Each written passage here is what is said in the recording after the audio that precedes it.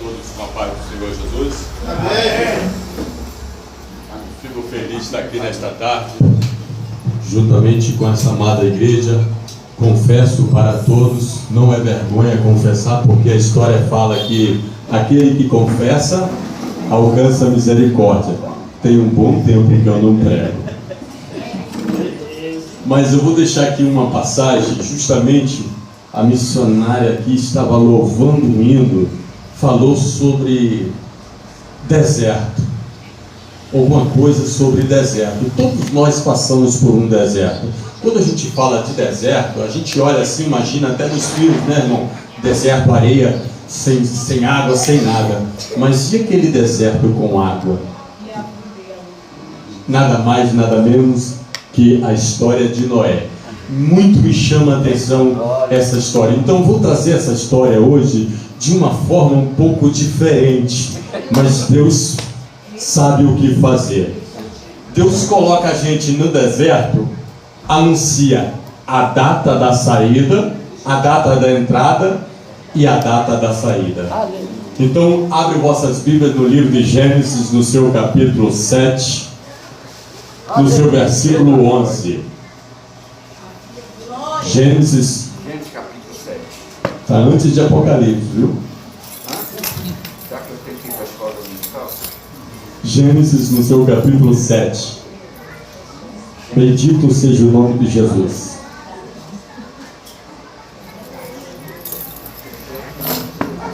Que diz assim: no ano 600 da vida de Noé, no mês segundo, aos 17 dias do mês, naquele mesmo dia, se romperam todas as fontes do grande abismo, e as janelas dos céus se abriram.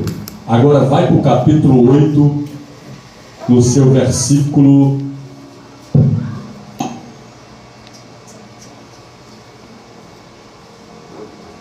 13. O 13 e o 14, só que o 13 não vou ler ele todo, para todos entenderem melhor.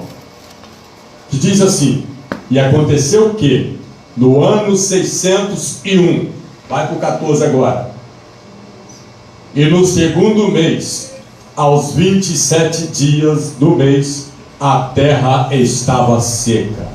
Pode ser assim. Aleluia.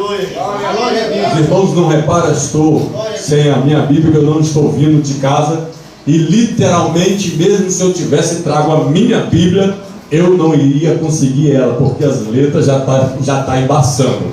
Mas a Bíblia fala que é para a gente guardar e esconder na tábua do nosso coração. Não adianta pegar uma Bíblia e colocar debaixo do braço e não saber usar. A história narra o seguinte: Deus anuncia para Noé que iria vir em forma de água, destruir a humanidade. E chega o dia, vou abreviar um pouquinho por causa da hora, chega o dia de Noé entrar dentro da arca. Noé entra, Noé, seus filhos, suas noras e aquela quantidade de animal. Diz os historiadores falam que nada mais, nada menos do que 4.000 cabeças de animal, ou seja, 4.000 casal de animais. Então começa aí o problema e o deserto na água, porque quando começou a chover, houve água de baixo e água de cima. Quando a gente fala de abismo, a gente vai olhar lá embaixo, ou seja, está vindo água lá de baixo e água de cima.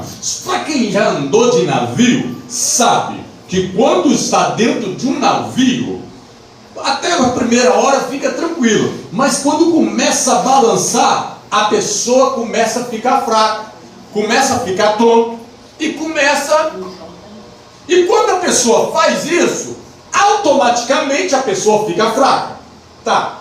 E agora, para cuidar de 4.000 casal de animal, a gente pode imaginar o sofrimento de Noé, sua esposa, seus filhos e suas noras. Imagine, eu vou usar esta palavra, pastor, aqui, mas com todo respeito. Imagine a bomba que era no dia a dia daquela família. Porque eles já estavam ali pelo nosso calendário, já estava ali 1 ano e 10 dias. Porque foi no ano 600, passou para o ano 601, no mês segundo, aos 27 dias, acabou a água. Então 1 ano e 10 dias no nosso calendário.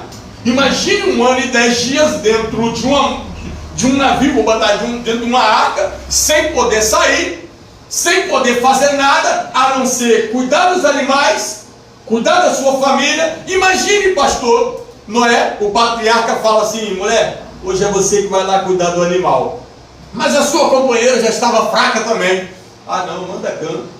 Cã, vai lá você hoje. Ninguém queria ir mais, porque já estava todos eles fracos. Imagine o jogo de empurra que era dentro daquela arca. Aí, trazendo para os dias de hoje, imagine a discussão que não acontecia lá dentro. E Noé não teve o privilégio que a gente tem, varô. Noé não teve o privilégio que a gente tem. Na hora dos problemas do dia a dia perante família, a gente pode pegar a porta ali, sair, dar uma voltinha e lá na rua dar um grito de guerra. Noé não. Tinha que ficar ali, porque quem fechou a porta não foi Noé. Então, entre aspas, ele era obrigado a ficar ali dentro. Não tinha como pular para fora, porque se ele pulasse para fora, Deus pegava ele de outra forma. Ou seja, já está falando em pular fora da arca. Por mais dos problemas que acontecem no dia a dia, a gente não pode pular da arca. A gente tem que ficar dentro da arca. Glória a Deus! Eu sei que o vulco-vulco do dia a dia é um pouquinho difícil, mas não podemos pular para fora. Agora imagine cuidar de 4.000 casal de animal, irmão. Eita, imagine a hora do almoço de Noé e sua família. Porque todo animal que come, ele tinha que fazer as suas necessidades. Vou trazer agora para o outro lado. Imagine Noé pegar lá, na janelinha, e jogar as necessidades daqueles animais para fora. É assim que a gente tem que fazer nos dias atuais. Pegar o pecado e jogar para fora. Enquanto Noé estava pegando o estrume e jogando para fora, Deus estava limpando aquela arca. Só que detalhe, a urina do animal na madeira impregna. Imagina o sofrimento de Noé. Eu estou trazendo de uma forma um pouco diferente para todos entenderem. A gente reclama da nossa prova, mas se a gente olhar para o lado nosso, tem algum irmão que está passando pior do que a gente. Agora imagine, irmã, chega a hora do almoço, na hora sagrada, né? Tá lá o almoço, aí passa aquela cheiro dos animais. E aí? Hoje, mudando para os dias atuais, e aí? Você já pode imaginar o sofrimento de Noé, sua esposa, seus filhos e suas noras? O jogo de empurra, a confusão que era ali dentro. A história, pastor, não narra de confusão, mas estou falando que eu vou trazer uma palavra um pouco diferente para todo mundo entender o sofrimento que Noé e sua família passou, para a gente ler, aprender e refletir e analisar e não pular fora da arca. Aleluia, Jesus. Porque tem muita família que passa por discussão. A primeira pensamento é: vou largar tudo e vou embora. Jesus. É o primeiro passo. Mas não é para largar tudo e pular fora. É para ficar dentro da arca, orar a Deus e agradecer a Deus. Porque tem alguém que está passando por um momento pior do que o seu. Aleluia. Se a gente for analisar, nem todo mundo que estava dentro da arca era digno de estar ali. Irmão Josué, que negócio é esse? A palavra fala claramente que Deus viu que Noé era justo perante Deus. Noé, Jesus. não está falando dos outros não. Deus apenas mandou ele pegar sua família e entrar. Mas Deus viu que ele era justo naquela geração. Mas será? Olha o que aconteceu depois que a arca, que a água secou e que eles saíram de dentro da arca. Noé foi lá, plantou uma vinha, tomou do vinho, embebedou-se, ficou nu. É aí que começa o problema. Naquela época, o povo colocava o nome de Deus, Deus minúsculo, em todas as coisas. Todo mundo sabe que o Deus do vinho e o Deus da cachaça é mago. que se materializa em ser espírita por nomes habilitados. Mas vem cá, Noé não bebeu o vinho? E aí? E aí, meu irmão? Deus falou que ele era justo naquela geração, mas quando Noé saiu da arca, ele plantou uma vinha e tomou do vinho, embebedou-se e ficou nu. Só que Cã foi lá e viu toda a situação. Só que os historiadores falam outra coisa, não vou falar, que é pesado. Cã, ele viu toda a situação, chamou Sem e Jafé. Sem e Jafé foi ver a situação, só que ele não chegou até Noé de frente, chegou de costa, tampou a nudez de seu pai. A Bíblia fala claramente que o efeito do vinho passou, ou seja, Noé já não estava mais bêbado, já estava agindo com a sua própria consciência. Só que naquela época os pais não pegavam cinto, não pegavam vara para corrigir seu filho. Ele lançava palavra de maldição. Quando Sem e Jafé falou para Noé a situação, Noé falou o seguinte: maldito és tu, Cã, por ter feito isso. E aí? Será que o que queria acontecer de um homem, de um rapaz que foi amaldiçoado pelo próprio pai? Porque palavra, ela tem poder, ainda mais de pai e mãe para um filho. Noé lança uma maldição. Você quer ver? E maldição chama maldição, violência chama violência. Cã, que já estava amaldiçoado pelo pai, começou a adorar a deuses pagãos. A história fala, por não conhecer a escritura sagrada, eu e o nosso amado irmão aqui, Fogo Puro, acaba pecando por não conhecer. Então Cã fez uma festa para adoração aos deuses a qual ele já estava servindo. Tudo consequência de uma palavra de maldição. E a tradução daquela... A gente quando chega na igreja ou na rua, a paz do Senhor, varão, a paz do Senhor. Cã fez uma festa e a saudação para quando ele se encontrava nessa festa, nada mais, nada menos do que Feliz Natal.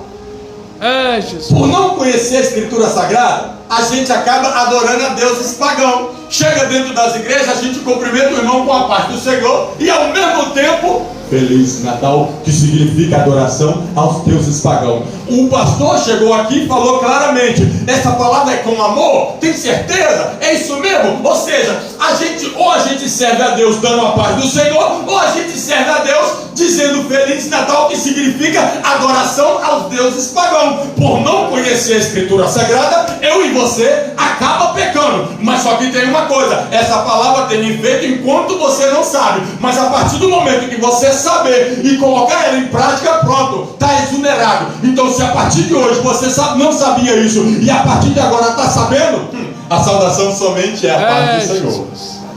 Glória a Deus. Então, agora vamos ver um pouquinho mais na frente. Será que sairia coisa que prestasse de um homem, de um rapaz que foi amaldiçoado pelo pai e que começou a se afundar na maldição da idolatria? Será que sairia filhos abençoados deste homem? Será? Vamos lá. A história narra que Cã gerou Leabim, Nafituim, Patrussuim, Casluim. A Bíblia está assim, abre-se um parente: de onde surgiram os filisteus. Noé, por ter bebido, amaldiçoado seu filho, foi taravô dos filisteus. É a Bíblia que fala, não é eu, é a Bíblia que fala. Quer que seus filhos não sejam inimigos do povo de Israel? Não amaldiçoa ele. Não lança palavras amaldiçoadas aqui hoje, porque senão a Bíblia fala que a misericórdia do Senhor, ela segue de geração a geração, mas a maldição também, ela segue. Ela segue e pega, não tem para onde correr. Irmão Josué, que negócio é esse? A maldição, ela segue e pega. Mudando um pouquinho, lembra de Caim? Caim não foi lá, derramou o sangue do teu irmão? Sangue é maldição também, derramado dessa forma. Tá, Caim foi para a banda do Oriente, conheceu sua companheira, Caim gera Enoque, Enoque gera Irá, gera Meljael, Meljael gera Metusael, Metusael gera Lameque. A quinta geração de Caim. Vamos ver onde parou a maldição do sangue? Lameque, ele chama suas mulheres e fala: ouve, vós mulheres de Lameque, ouve o meu dito, porque Caim será castigado 7 vezes por ter matado o teu irmão. Eu matei um ancião e um mancebo, e eu serei castigado 70 vezes 7. Tá, e aí? Olha aí. Se a gente for olhar, a matemática não bate aí, pastor. A matemática não bate, porque se Caim seria castigado 7 vezes por ter matado o teu irmão, Lameque matou 2, era para ser castigado 14 vezes. Mas o porquê essa matemática não bate, pastor? Tem alguma coisa aí. Vou tocar agora na primogenitura. Vou tocar agora naquela senhorinha do coque ali, o senhor com seus cabelos brancos. Vou tocar aí agora. Todo aquele que tocasse num filho primogênito de algum pai seria castigado numa numeração. E todo aquele que tocasse em um ancião seria também castigado numa certa numeração. Aquele homem que Lameque matou, que era primogênito, era mancebo, ele era primogênito de algum pai. E aquele ancião também, que era digno de respeito, ao qual Lameque tocou, ele também poderia ser primogênito de algum pai. Porque a primogenitura nessa época valia muita coisa. Está ali o pastor, ele sabe o que eu estou falando. Lameque tocou aonde não era para ter tocado. Primeiro, no sangue. Segundo, primogênito de alguém. Terceiro, numa pessoa anciã, a qual muitos não estão dando mais valor. Muitos não estão dando mais valor, nem oportunidade. Me lembro eu, estava no estado de Minas Gerais. Vou voltar já já, hein? E saí de Vitória justamente, vou continuar falando, justamente para pegar um homem em Minas Gerais. Saí daqui, rodei tantos quilômetros e fui, e topei. Dei um suco de uva e um caldo de cana. Para quem sabe ler, um pinga-leiro. Fui para um bar, nunca bebi, nunca fui de bebida, nunca usei droga na minha vida, graças a Deus. Estou lá no bar tomando refrigerante e saí para fora para ver como estava. Aí veio uma anciã, olhava de longe, eu estou vendo e eu não consegui sair, paralisou, porque Deus segura. Até aquela senhorinha chegar perto de mim, eu olhava para ela, estava igual boca de criança recém-nascida, mas ela apontou a idade, botou o dedo na minha cara e disse assim: olha, Josué, te digo eu, olha o que tu acaba de fazer, mas assim digo eu, tu vai retornar nesta cidade e fazer a minha vontade. Está vendo aí o porquê? É necessário dar crédito aos anciãos, aquela senhorinha do coque, a qual muitos não estão dando mais valor, porque o diabo sabe que quando Deus pega uma pessoa dessa, um ancião desse, para falar algo, é melhor acatar. É melhor acatar e ouvir, ficar quietinho, sem murmurar. E tem muita gente que murmura quando acontece isso. Murmuram. Quando a pessoa tem dúvida de qualquer coisa, não fala nada. É melhor ficar em cima do muro. Fica em cima do muro. Não vai nem para a esquerda e nem para a direita. Só ouve e entrega na mão do Pai. Porque nos dias que a gente está vivendo hoje, pastor, hoje, está difícil. Está difícil. Mas Deus ainda tem profeta na terra. Ainda há profeta na terra. O diabo está querendo escandalizar usando os adeptos dele. Mas ainda há profeta em Israel. Ainda há profeta em Israel. Sabe por quê? Misturando, e já vou voltar para o tema. Estamos falando de deserto. Um deserto sobre as águas e um deserto na terra. Fui visitar uma igreja, varô, a qual nunca tive na face da terra. Nunca vi um pastor. Nunca vi. O pastor saiu do altar. Foi no último banco. Geralmente eu sempre sento no último banco. Veio falando em mistério. Mas Deus fez vir um discernimento de língua. O pastor botou a mão no meu ombro e disse assim: homem, te trouxe eu aqui para falar contigo. Foi eu que te botei na prova. Estou eu te capacitando. Estou eu colocando uma armadura sobre ti. E vou eu te levar no presídio. Somente. Aleluia. Eu fechei os olhos, eu não tinha dúvida, porque eu conheço a voz de Deus. Eu falei para minha irmã: não, meu irmão, talvez você só vai. Não, eu conheço a voz de Deus. 2 meses depois, vai eu parar na galeria de homicídio CDPV 2 Viana. Muitas pessoas querem o cargo, querem o título, mas se Deus lançar num lugar desse, ele reclama, murmura, pastor. Só quer status, só quer sair do folheto lá do cartaz. O pastor me pediu a foto. O pastor me pediu, não fui desobediente ao senhor, não fui. Mas eu nem deixei quietinho, porque não é o cartaz. Não, eu quero é ver o nome de Jesus sendo glorificado. Fui parar naquele lugar, CDPV 2 Viana, por um crime a qual eu não cometi. Literalmente, não cometi. Lógico que as pessoas que estavam na rua ficavam curiosas. O que será que Josué fez? O que será? Esquece de ler a Bíblia, porque José foi lançado na cova, foi preso por um crime que não fez. Paulo também foi preso por um crime que não fez. O irmão Josué também foi preso por um crime que não fez, mas me levou para pregar, porque ele falou que era somente para pregar. E o nome de Jesus foi glorificado. Foi difícil, tá, meus irmãos? Foi difícil, não foi fácil não. Não tenho vergonha de falar. Eu comi pasta de dente com casca de banana. Eu não tenho vergonha de falar. Ficamos 3 dias dentro de uma cela, sem água e sem comida. Tá? Às vezes as crianças, às vezes a mãe bota um bifinho lá cheio de gordura. Ô, minha irmã, agradeça a Deus, porque a marmitinha, quando via da cadeia, tá bom? Se abria a marmita, o frango só faltava sair correndo. Quando abria a marmita, que era carne de porco, o porco só faltava gritar de cru.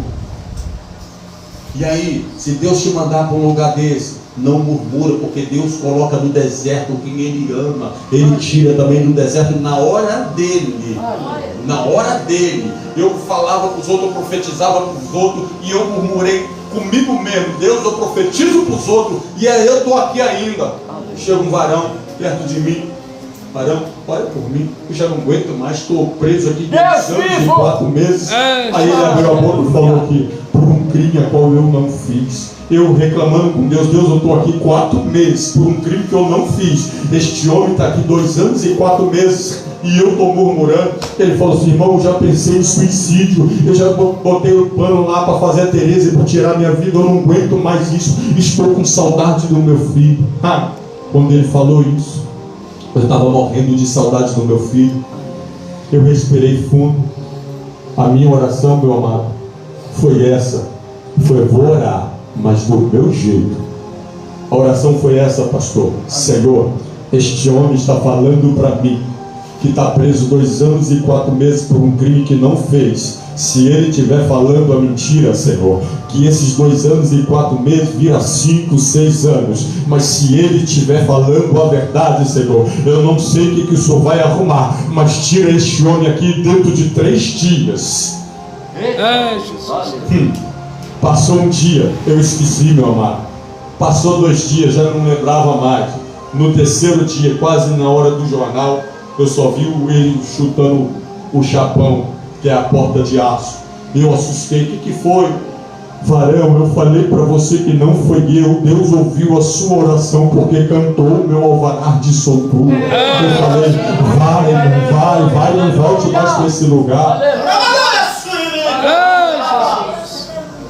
Pensa que foi fácil?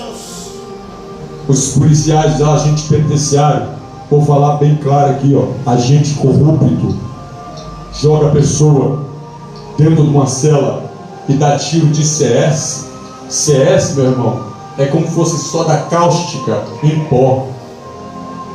E para acabar de completar mais ainda, eles mandavam a pessoa jogar água no corpo, ou seja, enquanto a pessoa está seca, queima, mas se a pessoa molhar, queima mais ainda. E aquilo sufoca a gente, obriga a pessoa a babar, e desmaiar por um crime a qual não fez. A Bíblia fala que o apóstolo Paulo falou assim, ó: sofri trabalhos e até prisões como um malfeitor, mas a palavra de Deus não está presa. Eu só sei te dizer uma coisa: foi 88 detentos que reconciliou com Jesus. E o que me chama a atenção, meu amado, é que 12 anos antes de tudo isso acontecer, tiraram a vida do meu sobrinho. E na época, pastor, sou falho como qualquer um. Eu jurei vingança. Sou falho como qualquer um. Eu como arroz e feijão igual a vocês. Eu jurei vingança. Só que chegou um ponto que eu entreguei na mão de Deus. E tudo que a gente entrega na mão de Deus, o controle está na mão dele. 12 anos depois, eu bati de frente com ele dentro da cadeia. Eu falei: eu te procurei, eu te cacei. Quem é você? Sou tio daquele rapaz que você tirou a vida, mas eu te perdoo. Eu te perdoo por tudo. Ele hoje está na rua pregando o Evangelho. Aleluia, Jesus! Está na rua pregando o Evangelho. Deus sabe o que faz. Preguei para um rapaz conhecido dentro da cadeia por nome Satanás. Esse era o apelido dele, porque ele fez pacto com o diabo no centro espírita e ele ganhou esse apelido. Ninguém chamava ele pelo nome. E a gente colocou oração no banho de sol e os agentes penitenciários usavam pelo cão querendo proibir. Eu falei: não, nós vamos orar. Devagar, baixinho, mas nós vamos orar. Até que um dia chamamos ele para receber oração e ele disse: não posso não. Mas por que você não pode?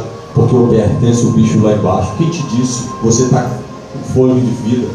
Não, eu sei que se eu orar aqui ele vai manifestar, não tem problema. Ele disse: cai oprimido e levanta liberto. Deus, ele é especialista em quebrar essa maldição e esse pacto. Se você quiser, só dá a mão.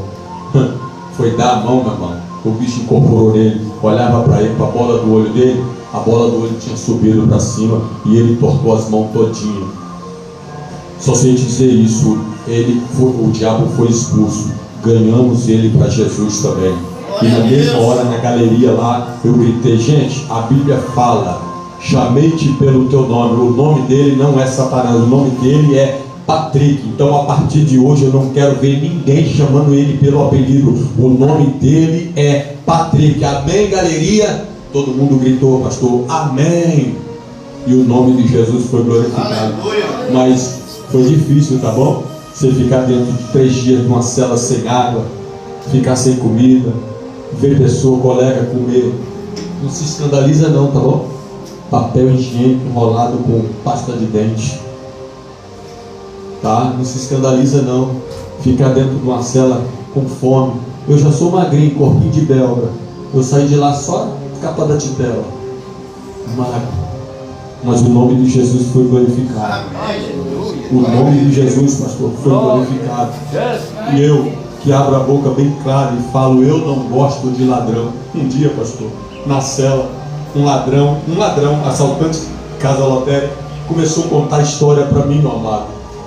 E eu falei comigo: para que eu quero saber disso? Eu não gosto de ladrão. E o Espírito Santo falou aqui: ouve, você vai precisar. Eu não sabia que eu iria pregar no dia seguinte. Eu ouvi ele contar a sua história. E no dia seguinte, eu estou lá, na pregação, saiu. E quando a gente fala, tem que sustentar. Na pregação eu falei: meu pastor, eu não gosto de ladrão.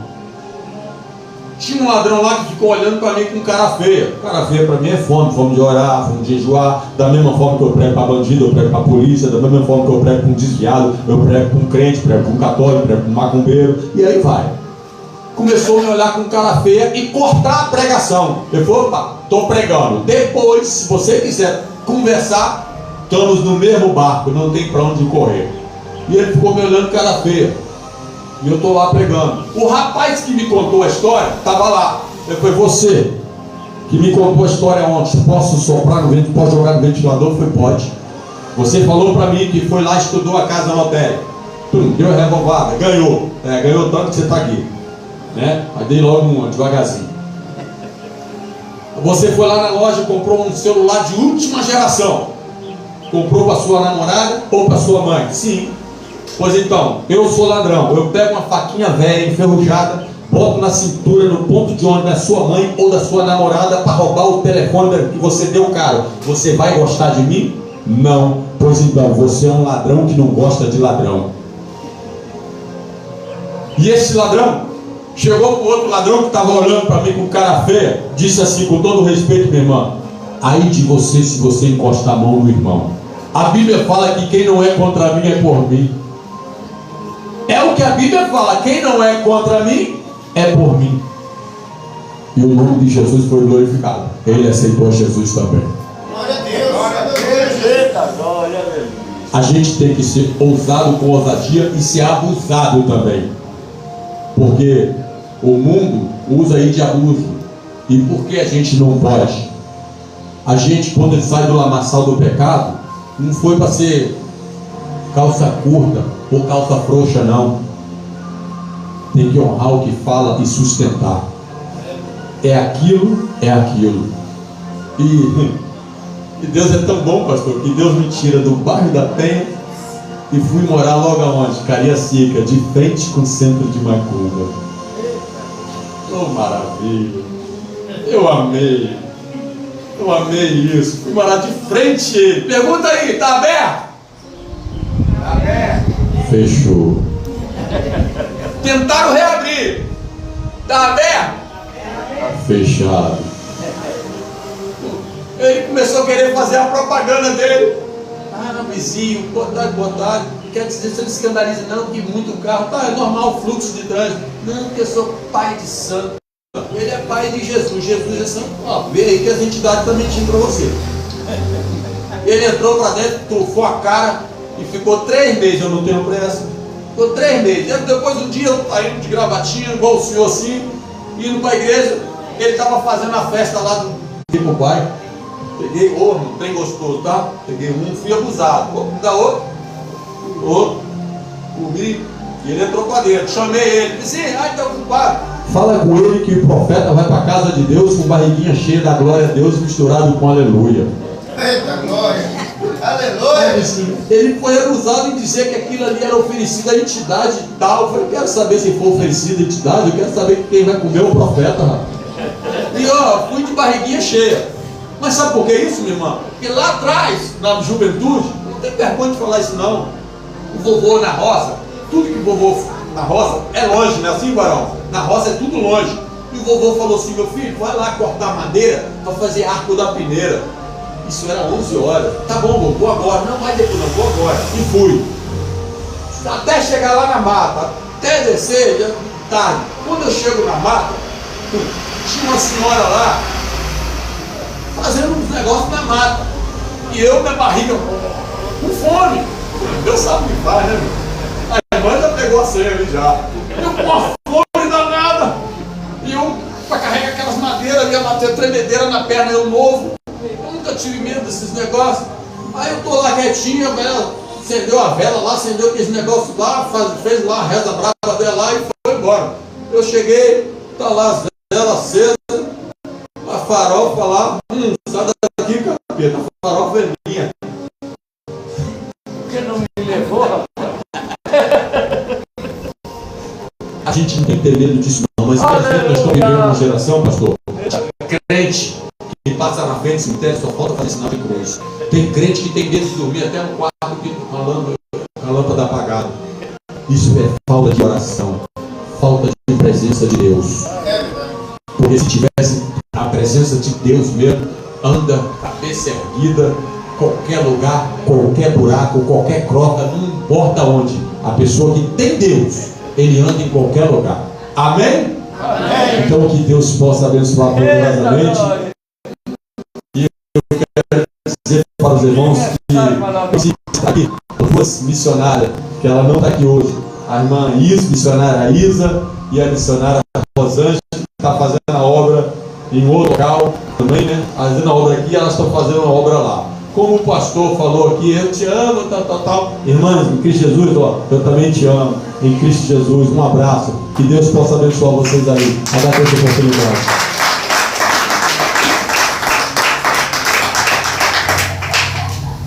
Seja Deus, que Pai seja abençoado, né? Na voz do nosso irmão Josué, A nossa missionária Ilza e Rosângela já estão em Canavieira, Bahia. Semana que vem está aqui de volta, nos ajudando em nome de Jesus. Amém? Quem gostou da mensagem, diga amém, Jesus. Amém. Oi? Está em Minas. Está em Minas? Louvado seja Deus. Que Deus abençoe. Sabe que Minas tem mais trabalho abençoado. Tá? Irmãos, eu quero dizer para os irmãos que de fevereiro vai vir 2 caravanas para cá. Uma de Aracruz, o pastor Abraão vai trazer um grupo de jovens para cá. E sábado agora vai estar o pastor João trazendo um pregador vindo da Bahia. Eu amo muito sábado, tem muito instrumento aqui sábado. E aí, se vocês puderem chegar mais cedo, ter as suas oportunidades, vai ser bom, irmãos. Se chegar muito tarde, você vai se encontra passando para o pregador, para ganhar tempo, vai acabar 6 horas, tem que orar para o povo, assim Deus faz a obra. Amém? Que Deus abençoe em nome de Jesus. Louvado seja Deus. Vamos louvar o hino 127, só um pedacinho para eu estar orando aqui nessa tarde, em nome de Jesus. O Senhor está sempre está chamando.